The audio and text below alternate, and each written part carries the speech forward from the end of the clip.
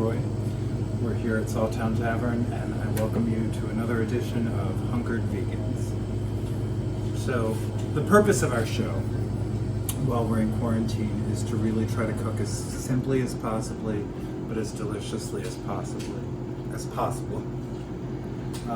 We're cooking with wine. It's not in the food.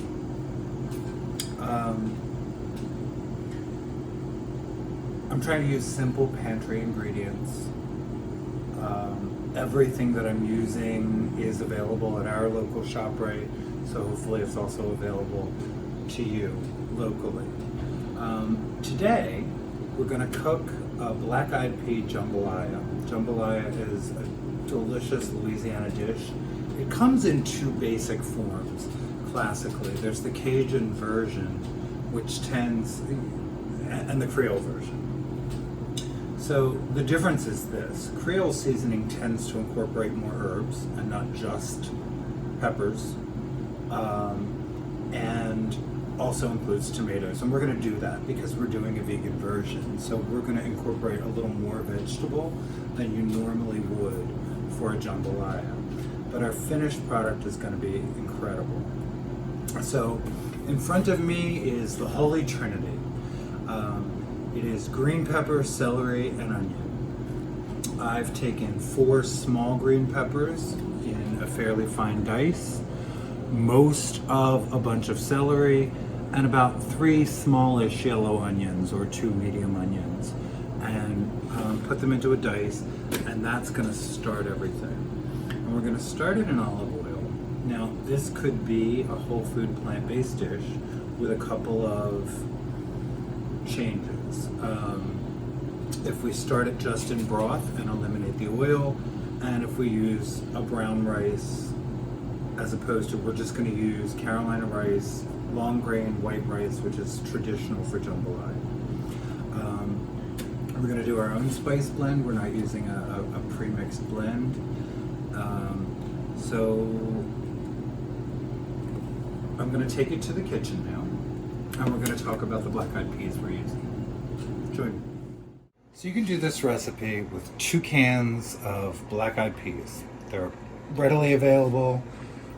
Goya certainly makes them. They might even be available in store brand. We started with a pound of dried black-eyed peas. We rinsed them, and then we soaked them in cold water overnight. And then I rinsed and drained them again. I put them in this pot, covered them with water. I seasoned the water with a bay leaf and a teaspoon or so of thyme and a half a teaspoon of crushed red pepper and a good, there's 2 bay leaves. There they are. And crushed red pepper, and I used about a tablespoon of crushed garlic. We're gonna, if there's any of this pot liquor left, we're gonna add it to our stock when we do our dish.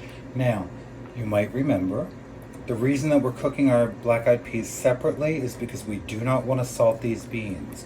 And the jambalaya is based on vegetable stock, and we're going to use a box of stock. It's simple, but it does contain sodium.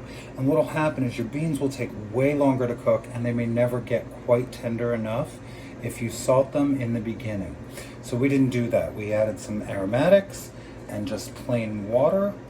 And black-eyed peas take an hour to an hour and a half. So we're going to give these a good hour to cook, and we're going to drain them off, and we're going to add this liquor to our vegetable stock when we measure that up to build our jambalaya. So this is going to go for a few more minutes, and then we're going to start to build our dish. All right, we're going to start with about a 1/4 cup of olive oil. Because as I said, this dish has fat in it because it normally has andouille sausage. It normally starts with bacon. So we want to give a fat component if we're trying to hit all the sense memories.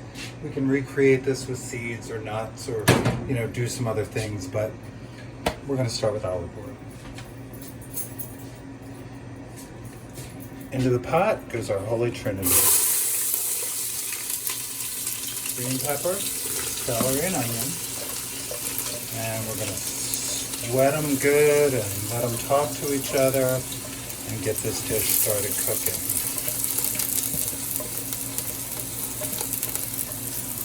And as I said, we're going to do the Creole version, so we are going to use some tomatoes in this dish, and we're going to use some herbs.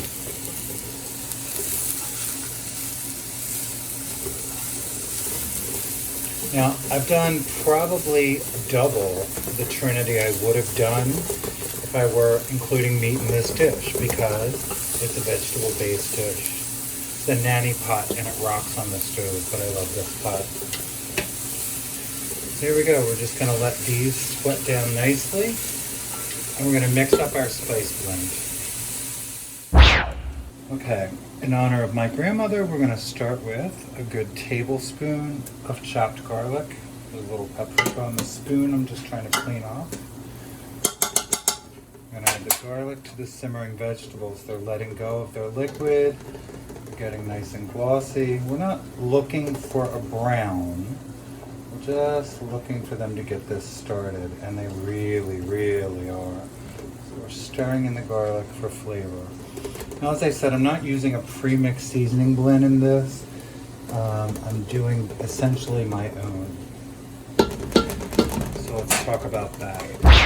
I keep a very full spice cabinet, so this was all possible. If not, leave out what you don't have. And we're going to get to a substitute in a second. So this is a teaspoon and a half of thyme, a teaspoon of oregano, a teaspoon of basil, 2 teaspoons of garlic powder, 2 teaspoons of onion powder, 2 teaspoons of chili powder, a tablespoon, a generous tablespoon of paprika, and a half a teaspoon of cayenne pepper. I think less is more in this. You can add heat later. A teaspoon of salt, a half a teaspoon of pepper. Now, I don't have smoked paprika, so I'm going to put my herb mix in, which would absolutely include probably 2 teaspoons of smoked paprika. So I upped my sweet paprika a little bit, and I'm going to make a substitute. So instead of a half a teaspoon of liquid smoke, we're going to go with a whole teaspoon and throw that in there. And then we'll taste test it. And if we have to add a little more, we will, because we want that smoky flavor that we would get from the sausage. Now, we also want the meaty flavor that we would get from the meats and seafood that aren't here. So we're going to throw in a 1/4 cup of liquid aminos.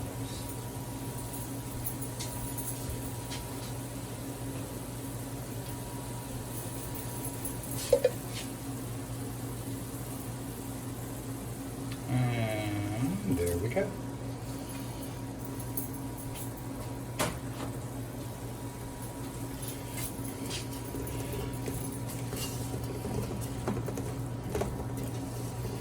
And we want this to keep going, and we want to start smelling all of our spices before we add our next ingredient, which is going to be a big old can of tomatoes.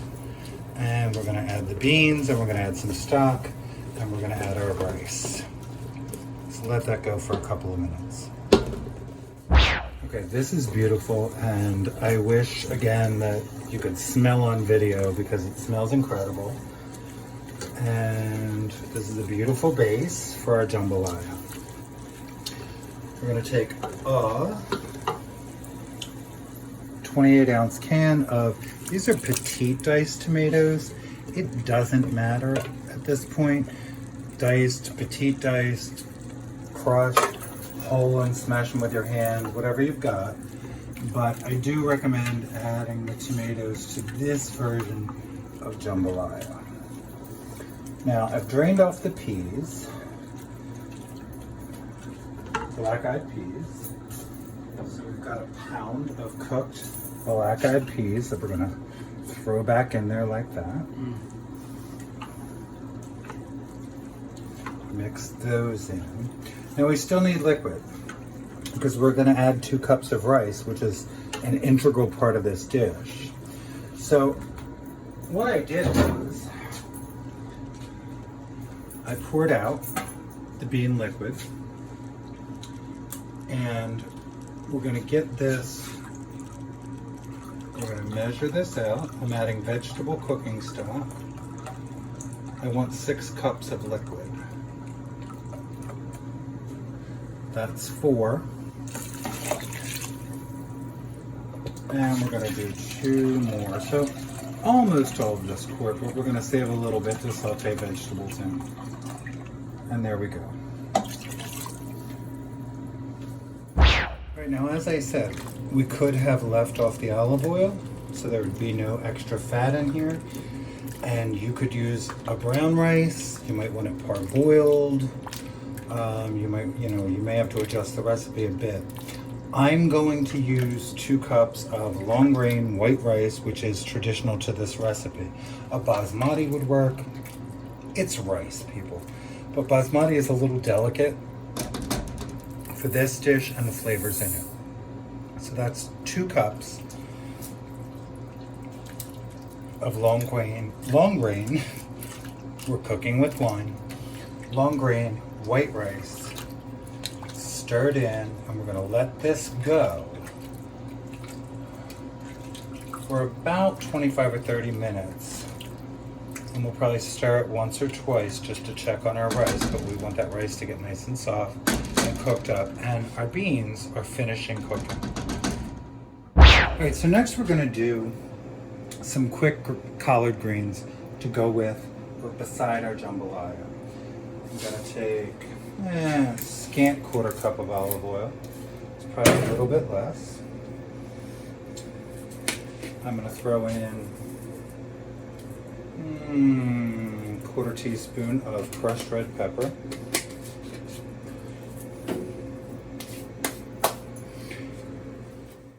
Trying to do a good tablespoon of garlic. Just didn't have the right spoon. Onion powder. It might be a 1/2 teaspoon. And Lowry seasoned salt. We're going to do 1, 2, about 2 teaspoons.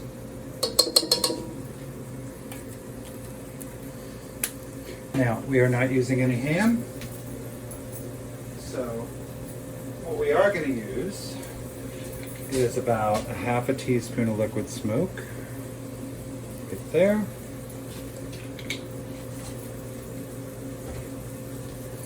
About a teaspoon and a half or so of liquid amino.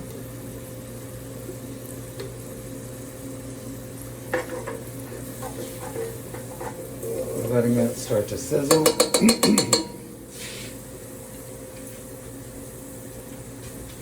Flurry greens, we'll cut them up for you, clean them, and serve them in a 1-pound bag, and that's what we're going to do right now. I usually soak my collard greens and wash them and rinse them and devein them, and yeah, I'm not doing that today. So there we go. It's a pound of collard greens. To that, this is a quart of vegetable broth. Vegetable cooking stock works just as well.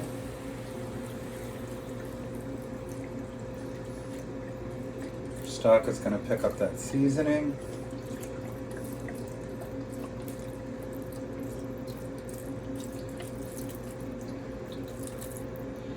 And once this really gets going and gets wilted and starts cooking nicely, we're going to cover it and simmer it the whole time that we're doing the rest of, we're cooking our jambalaya. Our jambalaya is right beside it, so they can talk to each other nicely without having to interact right now. But I promise they go together. So while our jambalaya simmers, we're gonna let these cover and start to wilt up. And get a nice little bubble on our vegetable broth. Our jambalaya, the rice is soaking up the juice, which is great. We've got about 10 more minutes to go, and this is still too juicy to serve. We're also going to let it rest after we know the rice is tender. But our jambalaya is going nicely. Beautiful. And our greens are simmering away. Right now they're still too bright. Collard greens need some time to soften, need some time to cook, so we're going to let this keep going. But we've got our greens wilted down and submerged in our nice sauce. And by the way, I added just a pinch of nutmeg. I don't know how much whiter that makes me, but to whatever greens I cook, I put about a quarter teaspoon of either fresh ground or it's a quarter teaspoon either way of ground nutmeg. It just goes with greens, complements it well, goes with all the other flavors that belong in there. And that's just gonna simmer away, and they're gonna get nice and tender. I like to brighten the finish of both my jambalaya and my greens, and I'm going to do it with plain old white vinegar. We're going to take 2 tablespoons.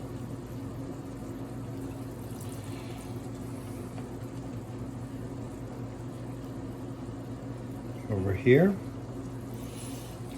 and a tablespoon over here.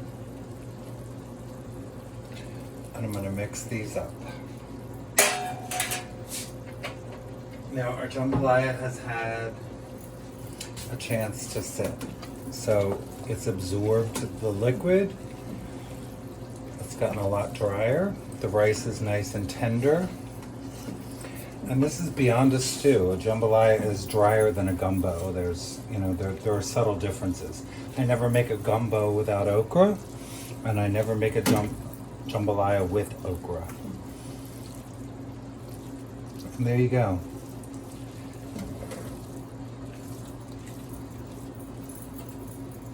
That's gorgeous. I'll see you outside. So, food for me is sense memory. I think that, whether we're eating a plant-based diet or not, we go back to the foods of our childhood, especially at times like these. So I wanted to create a jambalaya that would be healthy and full of fiber and nutrients and still be reminiscent of Louisiana roots. And I made it with collard greens because Charles likes collard greens a lot. And how'd I do? This is delicious. Oh my god. I want you to cook easy and I want you to cook well. And, I think plants are just healthier for us and our planet. So, I hope you enjoyed this episode. I hope you will try this recipe. And we're going to keep cooking. And we're going to cook through this. And we love you all. Thanks for watching. And by the way, I'm not insulted if you add hot sauce. I intentionally kept the heat down to back heat because we all can't tolerate it and we all don't love it. There's some definite back heat in this dish, but if you'd like to add hot sauce, please go right ahead. Thanks, y'all.